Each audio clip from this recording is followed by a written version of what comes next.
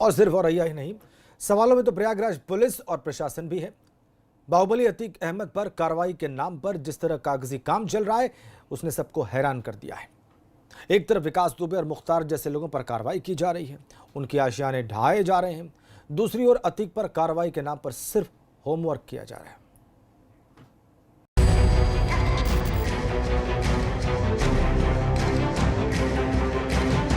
अतीक अहमद जरायम की दुनिया और सफेदपोश सियासत का एक ऐसा नाम जिसकी चरित्र पंजिका पुलिस थानों में दर्ज है, मुकदमों के तौर पर, जिस पर शिकंजा कसने के तमाम दावे किए जा रहे हैं, मगर ये दावे कागजी हकीकत से ज्यादा कुछ नहीं साबित हो रहे हैं।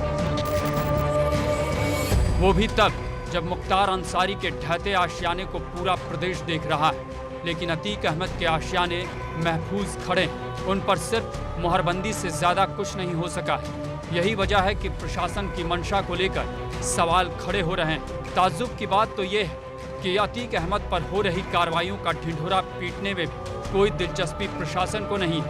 अब तक अतीक अहमद की 7 संपत्तियों को जब्त करने की कार्रवाई की जा चुकी है, लेकिन इन कार्रवाइयों को इतनी खामोशी से अंजाम दिया गया कि खबर भी पुलिस के प्रेस नोट से मिल सके।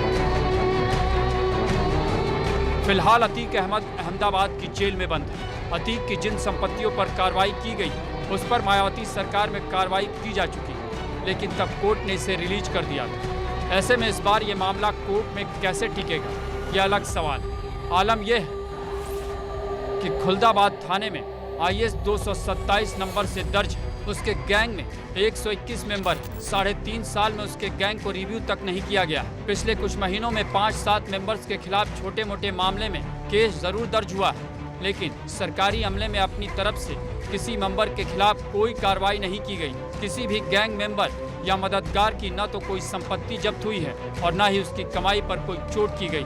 अतीक के खिलाफ दर्ज मुकदमों में पुलिस अभी तक बयान भी नहीं दर्ज कर सकी। अतीक के गैंग में से 100 से ज्यादा लोग शामिल हैं, लेकिन अब तक आधा दर्जन लोगों के ही हथियारों के लाइसेंस कैंसिल हुए। यही वजह है कि विपक्ष कार्रवाइयों को लेकर सवाल उठा रहा है। योगी सरकार की भी जो है कार्रवाई माफियाओं पे बिल्कुल वही है कि वो उठाते तो हाथ बहुत जोर हैं, अब बड़ी जोर से मारते हैं, लेकिन जोकरवा जो है वो नीचे से ताली मार के भाग करके जो है चिल्लाता है। आपकी कार्रवाई का रिजल्ट कहाँ है? 3 साल से ठोक दो पॉलिसी उत्तर प्रदेश में चल रही है, तो प्रतिदिन हत्याओं का दर कैसे बढ़ रहा है? सिर्फ कांग्रेस ही नहीं, सपा भी सवाल उठा रहे हैं। क्या कार्रवाई क्या की जा रही है? ठोको नीति अपनाई जा रही है। पुलिस उनको मार रही है, वो पुलिस को मार रहे हैं। दूसरी चीज़, आप मीडिया के आदमी स्वयं हैं, आप स्वयं आकलन करिए इस चीज़ का कि कैद कितने साल हो गए योगी सरकार को। कोई ऐसा तो नहीं कि अभी उनका हनीमून चल रहा है। उन्होंने लगभग मोटा मोटी 3 साल का कार्यकाल पूरा कर लिया है, और 3 साल में जो स्थिति प्रदेश की उन्होंने बना रखी है कि आए दिन अखबार पढ़िए, टीवी चैनल खोलिए, तो भी इतना कम दिखाने के बावजूद ये स्थिति है कि बिना किसी भी हत्या के, किसी भी बलात्कार के, किसी चीज़ के, कोई भी चीज़ कभी छुपी नहीं रह पा रही है। दूसरी तरफ पुलिस का कहना है कि सरकारी काम प्रक्रिया के तहत होता है, तमाम औपचारिकताएं पूरी करनी होती है, होमवर्क लगातार चल रहा है, जिसके बाद एक्शन में तेजी भी देखी जाएगी।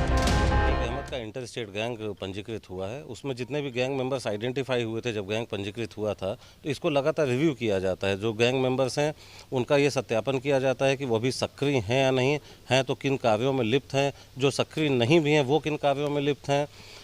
इस तरह की प्रक्रिया लगातार चलती रहती है। इसमें अवैध ढंग से कमाया गया जो धन है उसको उन्होंने कहाँ कहाँ लगाया है, किन किन प्रॉपर्टीज़ में लगाया है, उनकी अचल संपत्ति क्या है, इसको पुलिस वेरीफाई करती है। इसके बाद इस पर जो गैंगस्टर की कार्रवाई है, जिसके तहत संपत्ति सीज होती है, उसके तहत इन संपत्तियों को सीजर इनका किया जाता है। सरकारी अमले की सक्रियता का अंदाजा इससे भी लगाया जा सकता है कि ईडी को अतीक की जिन कंपनीज के आर्थिक लेन देन की जांच की सिफारिश की गई, उन सभी का ब्यौरा चुनावी हलफनामे से निकाला गया था। हलफनामे में दी गई जानकारी के अलावा एक भी कंपनी का नाम सिफारिश में नहीं जोड़ा गया है। यही वजह है कि विकास दुबे और मुख्तार अंसारी के ढहे आशियानों के बाद अतीक अहमद की बुलंद इमारतें चुभ रही।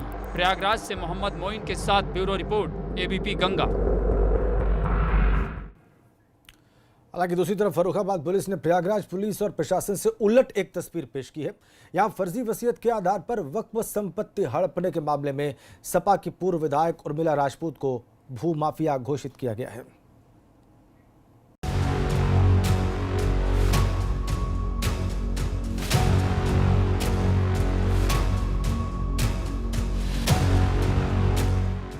सत्ता के फायदे में प्रभाव का मलाई।